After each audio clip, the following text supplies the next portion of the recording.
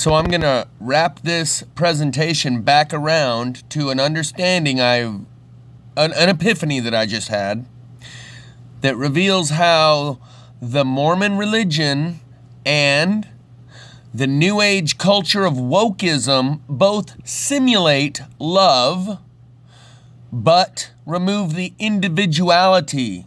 Therefore, the love being shown is not of free will, by your own choice. It is out of obedience to the central node that sends down the edicts and the dictates of the church or the state to condition the behavior that simulates love. In the New Age in the woke liberal left-wing ideology, they say you're all hateful. We love the gays and the blacks and the Muslims and the disabled more than everyone else. And then I'm going to show you this ant orgy and how it relates to an insectilian hive mind that removes individuality and replaces that drive that we have of the family unit to serve one another voluntarily in love, and replaces it. And that's why the Mormons call each other brother and sister, the Catholics call their priest father, and in either China or North Korea, they refer to their great leader as the Great Father. So first, let's check out orgy-porgy, Ford, fun, kiss the girls and make them one. Orgy-porgy. According to study.com, orgy-porgy is a chant that is repeated as part of a solidarity circle after the drinking of soma, but before group sex. The solidarity circle is an allegory for religion, but one that promotes loss of self in favor of a group identity. Loss of self in favor of group identity. Now, the state wants to break down the family unit because that is the basic building block of society, and to create a hive mind, a communism, they want to and have done a very good job at getting rid of the family unit. In Mormonism, they have lots of big families, strong families, but your allegiance is to the church before your family. Loss of self in favor of group identity. Ford, we are 12. Oh, make us one, like drops within the social river. Oh, make us now together run as swiftly as thy shining flivver. Orgy-porgy, Ford and fun, kiss the girls and make them one. Boys at one with girls at peace. Orgy-porgy gives release.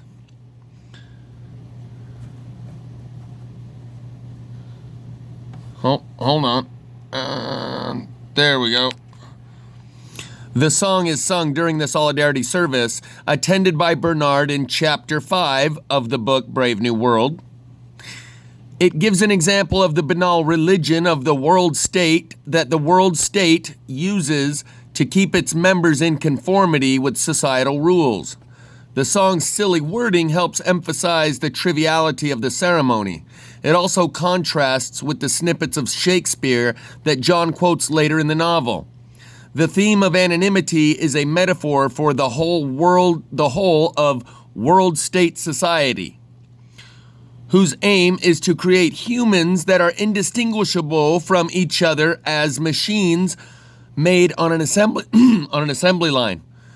The repeated calls to Ford also point out the connection to the assembly line. Finally, the last stanza, orgy-porgy gives release. Like the violent passion surrogate, the pregnancy surrogate, and soma, is a signal that the world state has not been able to entirely annihilate human nature. There is still some need for release, some need to experience strong emotions that has not been entirely wiped out through conditioning. The Solidarity Service is one of many mechanisms the world state uses to channel strong emotions in such a way that they present no threat to the power of the state. Every other Thursday, Bernard attends a solidarity service during which orgy-porgy is chanted. In this lesson, we will learn about orgy-porgy in Brave New World by Aldous Huxley. A solidarity service mimics a traditional church service, but promotes the conditioning goals of the world state by encouraging unity in lieu of individuality. Orgy-porgy is a summons of a higher power, Henry Ford, who started the mass production that led to people production. That takes place during a solidarity service. In this lesson, we will learn more about orgy-porgy in Brave New World by Aldous Huxley. The chant. The Solidarity Circle chants, orgy-porgy, Ford and fun, kiss the girls and make them one, boys at one with girls at peace, orgy-porgy gives release. The circle of 12 alternating girls and boys prepare themselves to momentarily lose their unique identities and join together as one unified existence. Similar to the socialization that takes place during nighttime conditioning, chants and rituals are used to control individual sex response in a spiritual way. Soma with the beating of a drum and a T sign, as in the Model T, Henry Ford, made by the president of the group. The meeting begins. Flavored soma, cocaine, and morphine are passed around like a holy communion as each member of the group takes a sip while saying, "I drink to my annihilation." After singing the first hymn, the cup is passed again, as each states, "I drink to a greater being." After the second hymn, "I drink to the imminence of his coming," is repeated by each person in the circle as the cup is passed a third time. After the third hymn, all are feeling the effects of the soma. Soma, as part of a religious ceremony, shows the degree to which the world state will go to make people think that they are happy. As long as they are feeling good and having fun, it doesn't occur to them that they have submitted to the world state without any freedom of thought. I believe in the Bible they call this bread and circuses. Now we get to the part where the social conditioning, the social engineering that we've been through and is nearly perfected and complete, how it relates to a hive mind, insectilian hive mind. Like the bonobo monkey, these ants do not associate sex with paternity and they do not have families, because what you're watching here is an orgy, a reproductive ritual that they engage in. So this is what a hive mind leads to. They don't have family units.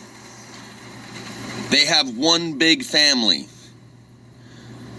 Like the bonobo monkeys, which engage in sex everywhere, every day, like as a high five to one another. All of what I'm saying can be superimposed onto our society. And the left and the hive mind, and the right, which is more family-based culture. But within a hive mind culture where this type of reproductivity happens, you do not associate family the way we understand it. It's all one big family, because they don't know which is the dad and which is the mom and which is the offspring of which two ants. And the left also perpetuates an orgy, free love culture, where sex just happens here and there, and some people say that's why Jews follow paternity or lineage through the mother instead of the father, because a lot of the time they don't even know who the father is, and we take that as some sort of insult, right? But obviously here you won't know who the father is when this is the type of reproductivity that happens. Likewise with bonobo monkeys. They do not associate sex with reproductivity, and they do not have family units, because they have sex so often they can't tell who is the father and who is the mother. Likewise with the hive mind of the ant. One big family, no family units.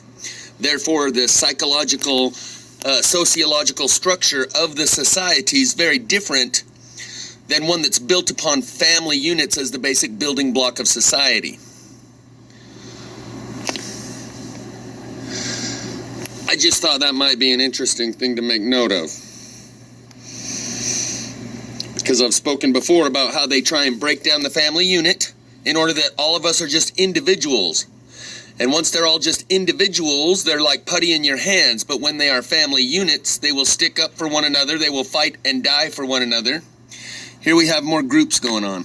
There's a group, there's a group. You see these two groups right here, there and there? Over here is a group, but right here you got a little action going here, little action going here where they've stopped. Likewise, you can see other spots where they've stopped and come together in smaller groups. Over here, just one big giant orgy. Point is, this is a bit like Woodstock, right? Where everyone gets together and it's all about free love, man. These ants are partying it up. The left does not appreciate, enjoy, or perpetuate family values, and they are more of a free love culture, and they're more of a hive mind, lack of individuality.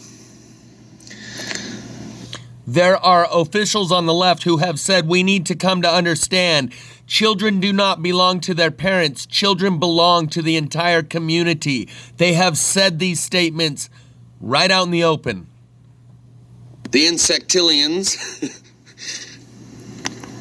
are moving this society to more of a hive mind. They need to break down the family unit, and they've done a great job at that by putting women on social welfare and saying if we catch you with a man in the house, no more government cheese for you. The state will now be the daddy and the husband and the man of the house.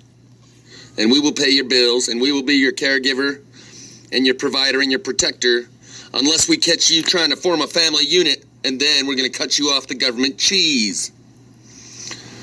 Because we want to create a hive mind where there's only one big state father and everyone else's brothers and sisters underneath the queen bee or the queen ant. Mormons have a beehive as their symbol.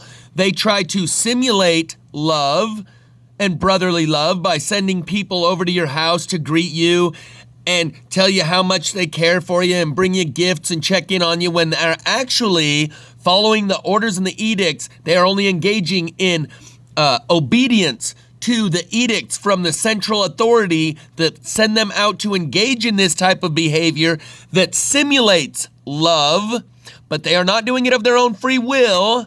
They are doing it as part of a behavior pattern that is programmed into them by the central node of authority for the purposes of simulating love. Only if it is of their own free will does a neighbor coming over to give you some jam or some marinara sauce actually come from a place of love. When they're doing it out of obedience to a hive mind and the edicts and the dictates that come from that one central node of authority, they are doing it to simulate that human emotion of love and assimilate individuals into their hive mind. You can see many parallels here, but my underlying point is the family unit being broken down as the basic building block of society to rebuild a new society where families don't exist, and many a dystopian, nightmarish, futuristic scenarios like Orwell's 1984 and Brave New World, where everyone went out and they were all, what do they call it, real pneumatic.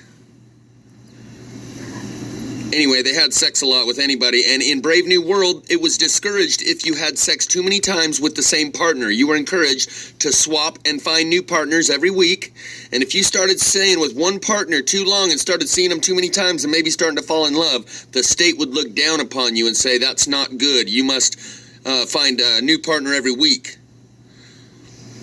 So, this sociological parallel and superimposing what the ants are doing here to our world is not some far off, only in my tripped out head.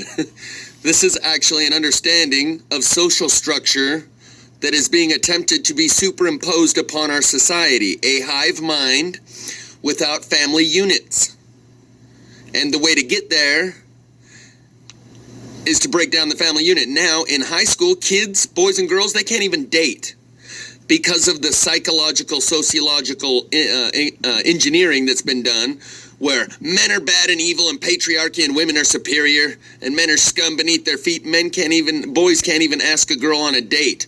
Or it's some sort of sexual harassment and how dare you assume my gender and all the rest. So they broke down what leads to the family unit and sowed so much discord within the psychology and the psyche of those kids in high school and middle school and elementary these days. They won't end up forming family units because they can't even talk to one another in terms of romantic relationship in high school. They don't even know, are you straight? Are you a boy? Are you a girl? How dare you patriarchy me? Trying to oppress me with your patriarchy by asking me out on a date. They've destroyed the social fabric and the social dynamic that leads to a family unit. They have college courses called gender studies that take this mental illness and social engineering to a whole nother level and put behind it all the power and prestige and authority of these institutions of higher education with all their marble pillars and grand domes on their great buildings that look just like government buildings. That people think that type of thinking is not only authorized, but mandatory if you want to get your degree and make money and get rewarded and promoted. Gender studies. Basic level of elementary school and high school, so we're only one generation away from this society right here. And that's the kind of shit that goes through my head as I'm taking my walk and going to watch the sunset. I just thought I'd share that with you. But it's like we're extremely close, and the social engineering that has been done to get us to that society where there are no family units, where we're more like bonobo monkeys, and we just have sex and we hook up online and wham bam, thank you ma'am, see you later, and we don't even know who the father is because we had sex with 10 dudes this week and I got pregnant, so I don't know who it is.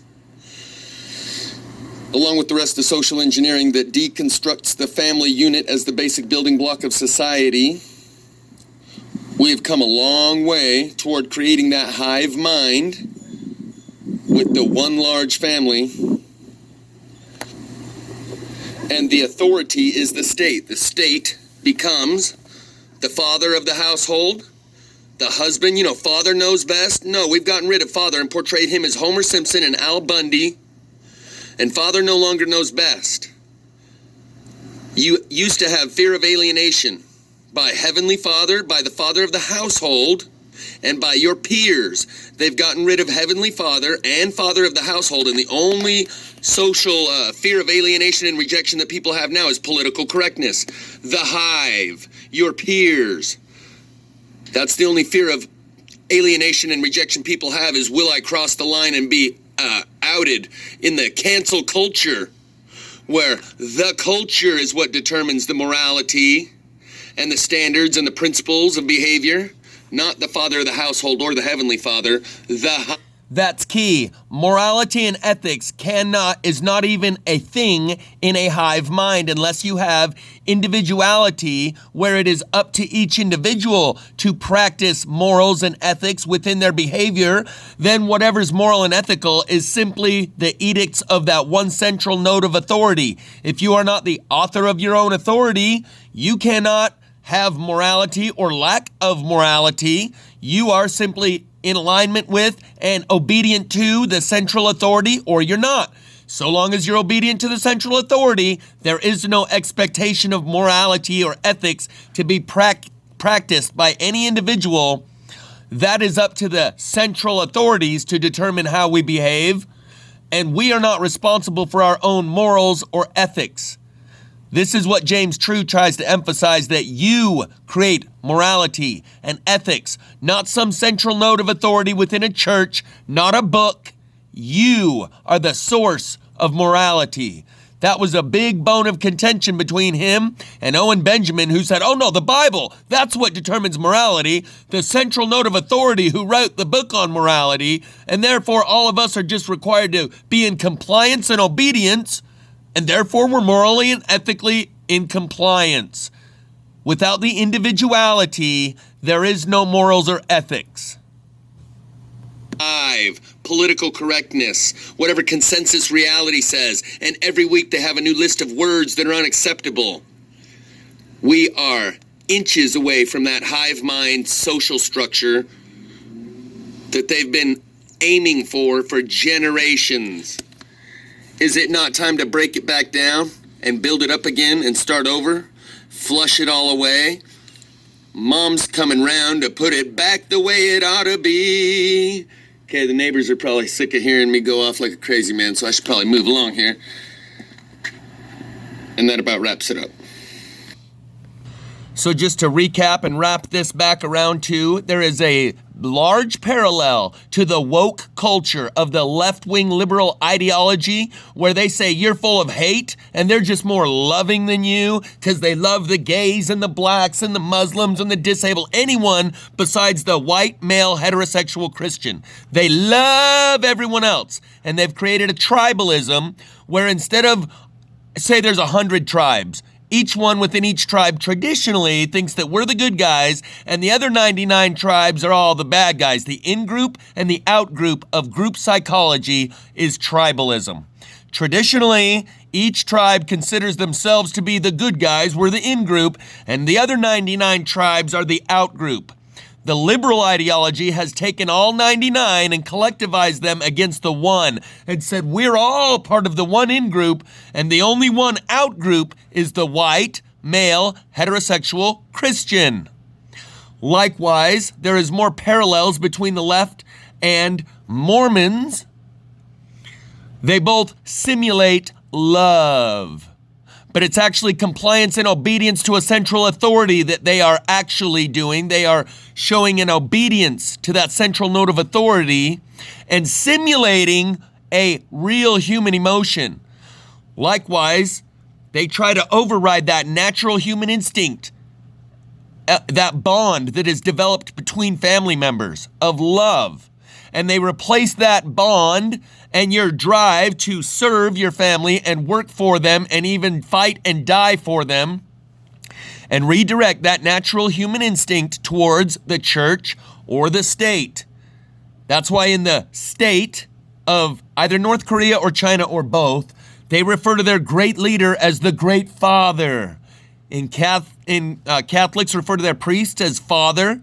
Mormons refer to one another as brother and sister to try to override that natural instinct of the family unit and the bond that is formed between individuals within the family unit and redirect that love and that adherence to the cohesion within a family unit to the church or the state. Love can only come as a result of free will if you are freely serving one another within a family unit, not because you have an authoritarian dictator of a father that says you must serve one another, but if you do it of your own free will and you choose to dedicate your life to a cause that is making other people happy and improving the lives of others within that group, only if it is of your own free will is it love. Otherwise, it's compliance to an authoritarian dictatorship at the center of the church or the state. Likewise, morals and ethics can only be practiced by an individual within a free will society where there is still free will and you are the author of your own authority. Then you are responsible for practicing moral and ethical behavior. If you are within a hive mind where individuals are not responsible for their own behavior, they simply follow the edicts of the central authority, then you just remain in compliance with societal norms, and it is not up to you to determine what is moral or ethical. China has come very close to this hive mind where they've eliminated love, and you watch people walk past someone who is writhing in pain on the side of the road while others walk right past them and step over them as they're dying. They've induced a form of psychopathy in China to a point where they've got the hive mind down to something that is inhuman, something we haven't really seen before. Something that is almost insectilian, kind of like the beehive symbol of the Mormon church, where they simulate great loving neighbors who care so much that I just came over to check on you and see how you're doing, brother so-and-so and sister so-and-so. They are not doing that of their own free will. They are doing that in compliance with the programming of the central programmer of their conditioning apparatus, the church. They are doing it out of obedience to the central authority who tells them this is the behavior you should engage in to simulate that human condition and that human emotion of love in order to assimilate all of the rest of these individuals in the neighborhood into the Borg, the hive mind of the Borg. These people are not coming to your door to show love. They're coming to your door to simulate love out of obedience to the central authority. And I worked with a couple of brothers in HVAC. They both owned the company. They were both Mormons. And the one told me that he and his brother part ways when it comes to the Mormon church because he believes family should be more important. And his brother thinks that the church is a greater importance than your own family members, and your relationship with your family members should come second. In the church, husband and wife do not speak of what they do in the temple. Anyone who goes into the bishop's office for a discussion with the bishop is not to speak of their discussion or anything else that might have happened in that office with anyone outside of the bishop's office. That's between you and the bishop. And you turn over all your individuality to the group. Even your family unit comes second to the greater authority of the church. That's why that church doesn't want to get rid of family units. They've already overridden the allegiance and the fidelity that people have, and their vows and pledges to serve and love and cherish one another come second to their obedience to the church. Your vow with your husband or wife to have and to hold till death do us part and all that is overridden by your allegiance to the church. Because you're not to speak of what you do in the temple or your discussions with the bishop, with even your own husband or wife. It's very clear the church overrides that family unit, and that is why they're still fine with having big families, because none of those families come as a priority of importance or threaten the power of the state as their authority. I'm sorry, the church, the power of the church. I was referencing a previous statement that was made from Brave New World. So in the Mormon church, the head of the church is essentially like the all-powerful central dictator of China.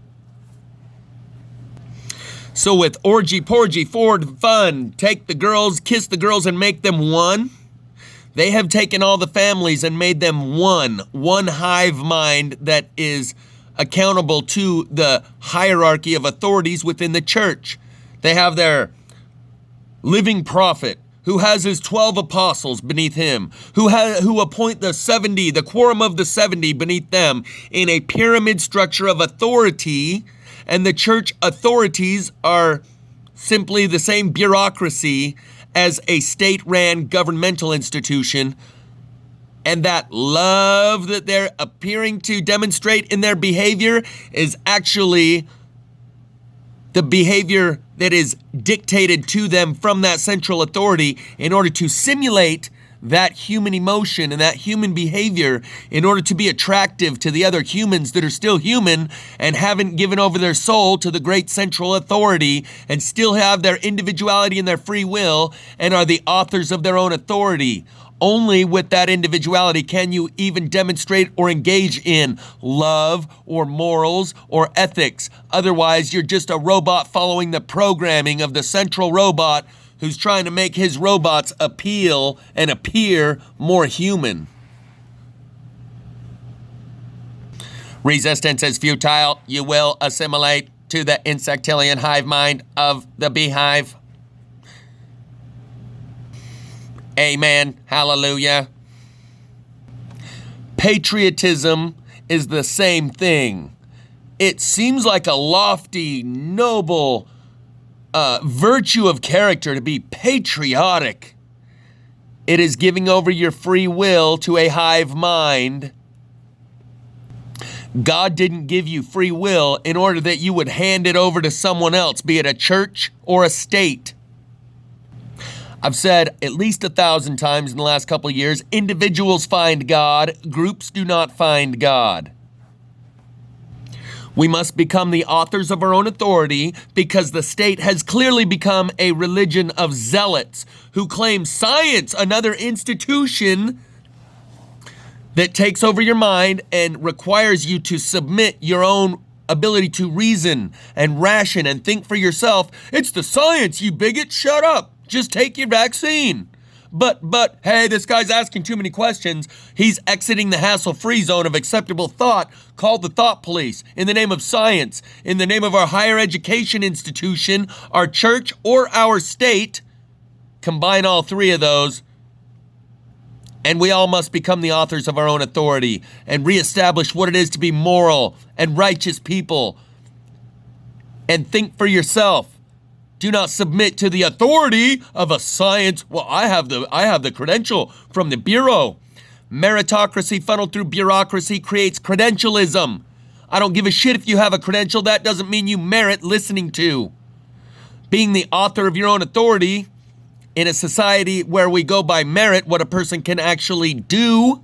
It doesn't matter what credential they have on the wall, but we've gotten so far that as long as a guy has a credential on the wall, you don't ask your doctor how many surgeries have you actually performed and how many of them have gone successful and how many of them have been failures. You see the little piece of paper on the wall and you let him cut you open or jab a needle into you because he's got the authority issued by his credential from the appropriate bureau. You don't ask whether or not he merits the ability to stick something in you or cut you open. Meritocracy funneled through bureaucracy creates credentialism, and the same applies when it comes to morals and ethics. You don't ask whether this guy's really truly moral or ethical. He's got the credential issued by the Bureau of the Church. He must be a good guy. We're doing away with all those credentials and returning to a meritocracy where morality is determined by each individual and they demonstrate through their own merit that will become self-evident by the fruits of their own labor whether or not they are moral and ethical. So do not take for granted someone's abilities based on a credential from the church, from the state, or from an institution of higher education that says they know. You must become the author of your own authority or submit to the religion of science, the religion of church, the religion of the state. It has all become a cult that demands you abandon your own ability to think for yourself and submit to the authority of the great moral ones or the great scientific all-knowing ones or the great authoritarians with the badges that were issued from the government. The new medical tyranny that we're under makes the health department override the police department. Fuck all their authorities, morally, ethically, scientifically, or judicially. I'm the one at the sail. I'm the master of my CEO.